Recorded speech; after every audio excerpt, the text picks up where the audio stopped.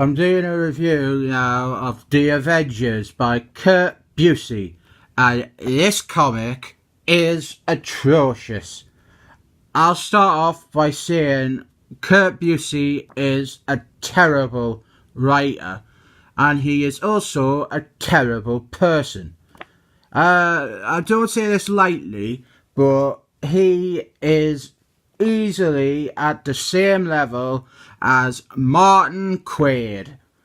But I could sum up how Kurt Busiek writes quite easily. He is basically, he is just a self-aggrandizing prick who wants you to know that he's read more comics than you have.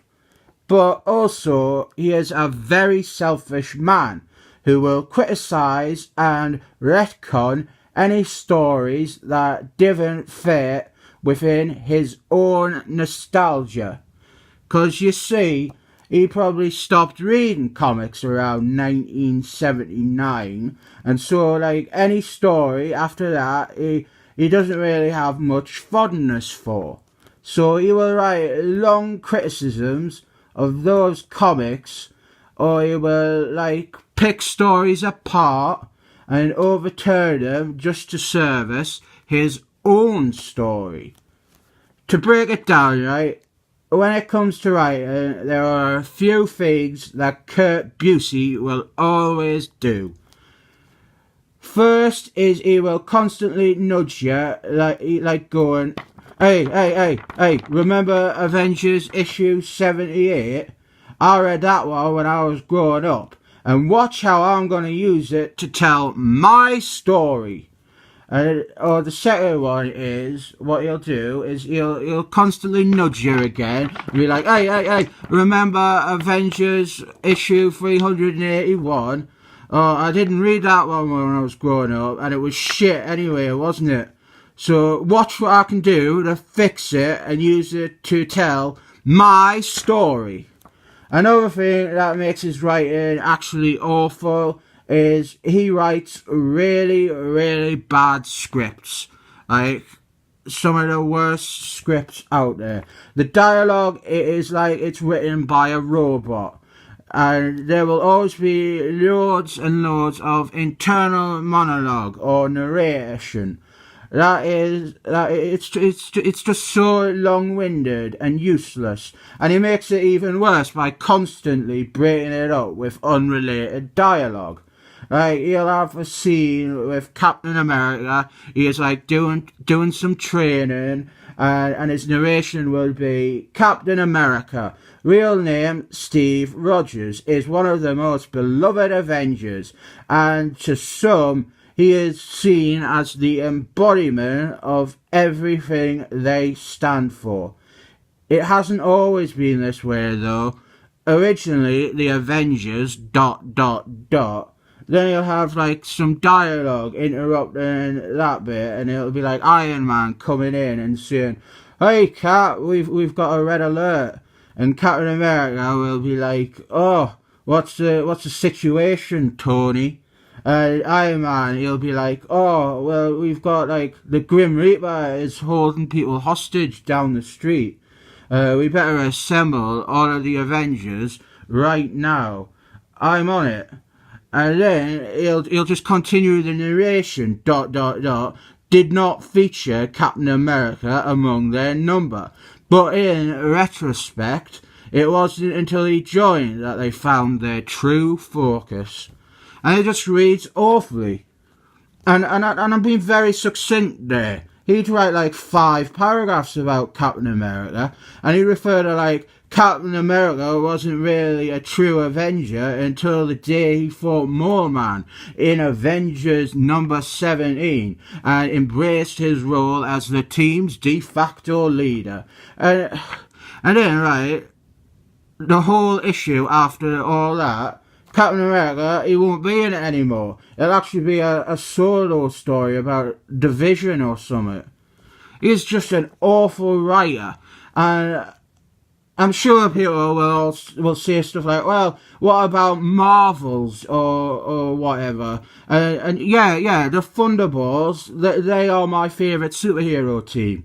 And they were created by Kurt Busiek, but his stories were the exact same shit that he's always been doing. Just like getting off on his own nostalgia or showing off how he can like retool the canon and like lording it over you and just writing flat out bad scripts. Like he might have a gem of an idea or two, but that doesn't excuse how piss poor his comics unanimously are. Another thing about Kurt Busiek is that he currently likes to act as if he is a progressive. What he actually is he is a 60-year-old white man who feels he still needs to do something and that he can make some sort of a difference. So he's all far left and an idealist on Twitters, and he's always going on about hating Trump, and he'll yell at you if you say a comic by him is rubbish, and he'll block anyone who criticises him or points out hypocrisies. And trust me, there are loads of hypocrisies in Kurt Busiek's body of work. Because you see, most of his mainstream work, like this issue of the Avengers, it was like 20 years ago. And back then, we were living in an era when it was like, you would call, like where people would like call someone gay as an insult.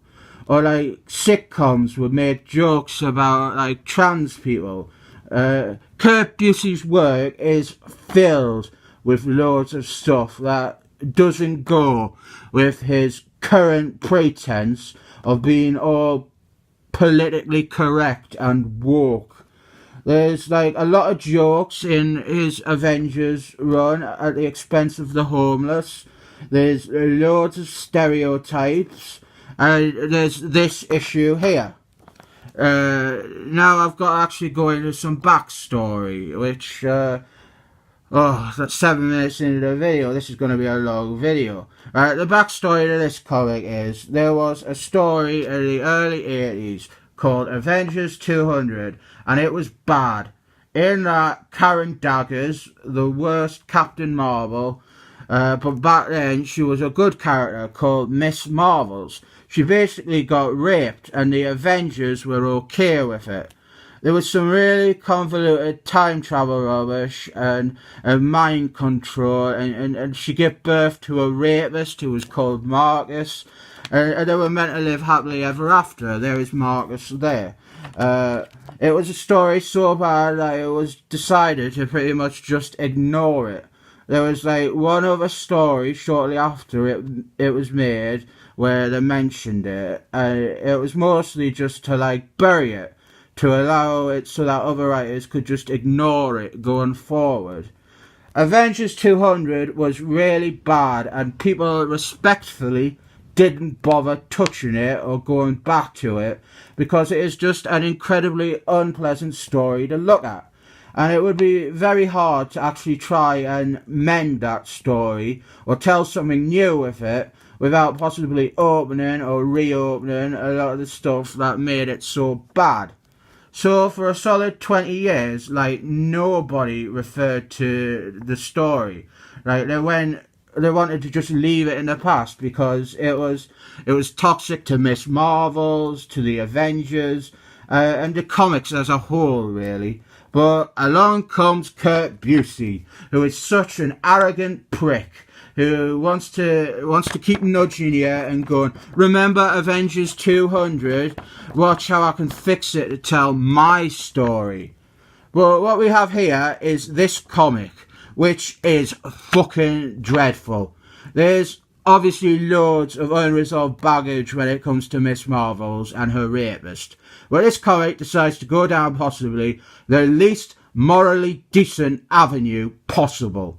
It is trying to romanticise the rape and have the victim accept the rapist on a technicality. I mean, just look at this cover. This is how Kurt has decided to represent rape.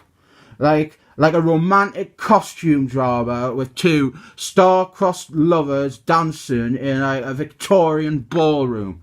It's vile and disgusting. We start off the comic with a 5-page recap of Avengers 200, but like with all of Kurt Busey's nudges of, oh look what I can remember, it's told from his standpoint, and the bias that exists only to complement his own story, and usually criticise the original. Although, in all fairness, Avengers 200 deserves all the criticism.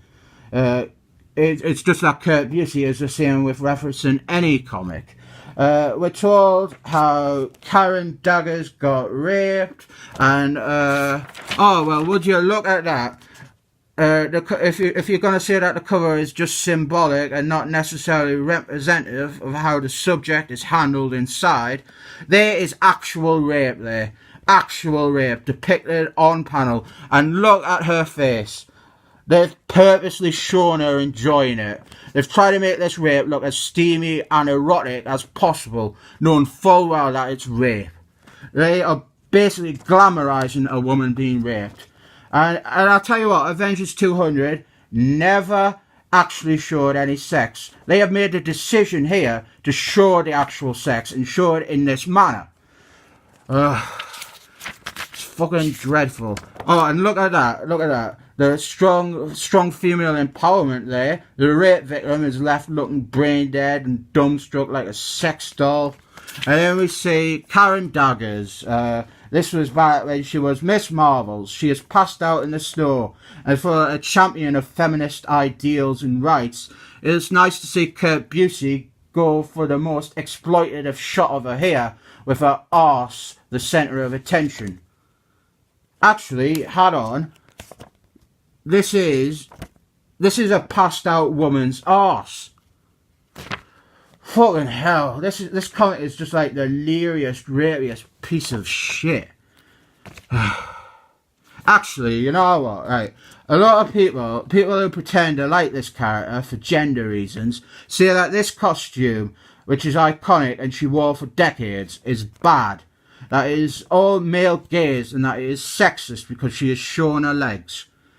So they replaced this costume and her hair, for some reason, with a man's costume and what is traditionally a man's haircut. And they replaced her personality too, with a completely different one for some reason. Superheroes are meant to be idols. They're meant to be looked up to. The idea isn't that this is just for the men, although that obviously is a component, but it's that women can look up to this. Let's see a woman who is beautiful, a woman who is strong, a woman who is so confident that she can wear stuff like this.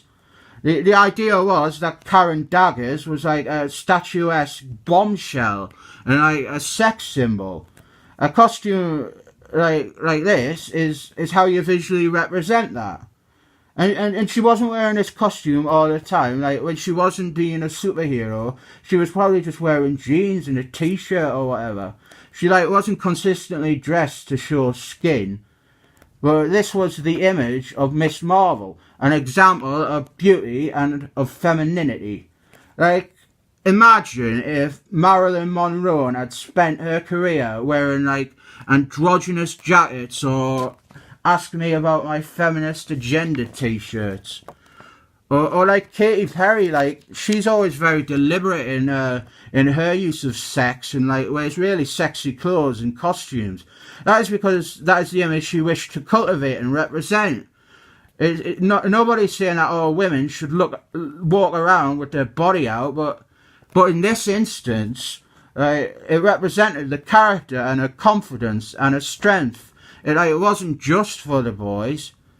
And if your problem was that she was showing too much leg, maybe just give her black trousers.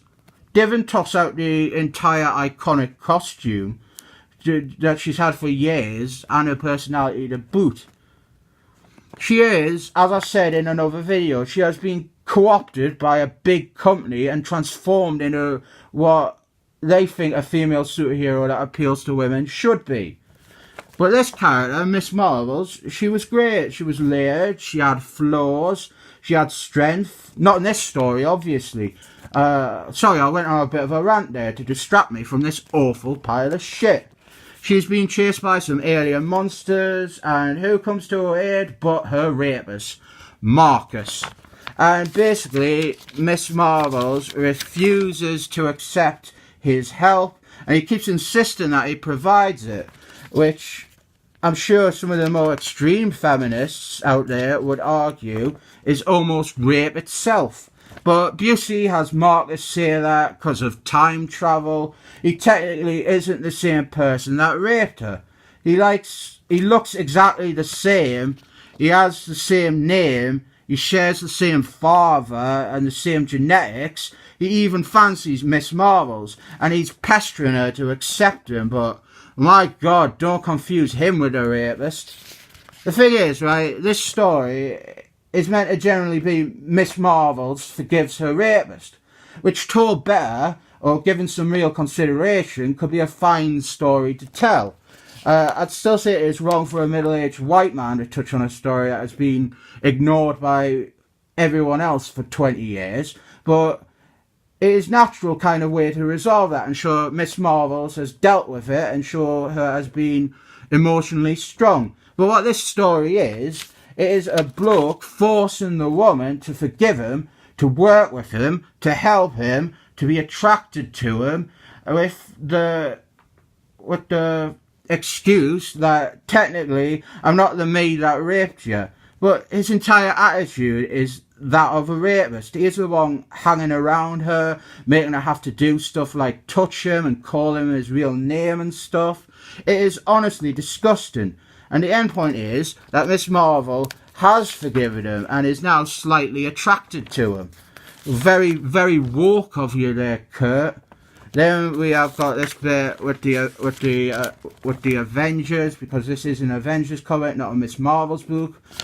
Look, there is Kazar, and here's that advert with a freaky, ugly kid. It creeps us out. I tell you what, this is an ugly child, but this is an ugly comic.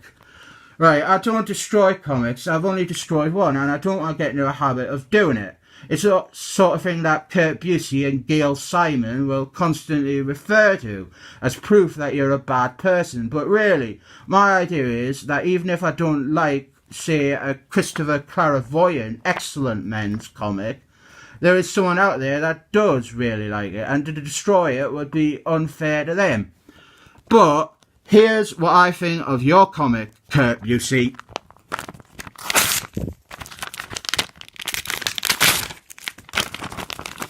Nobody should ever have to read this dross. Fucking awful. The idea that all these third-wave feminists and ideologues embrace you as one of their own is ludicrous. This has been a very long, very political video.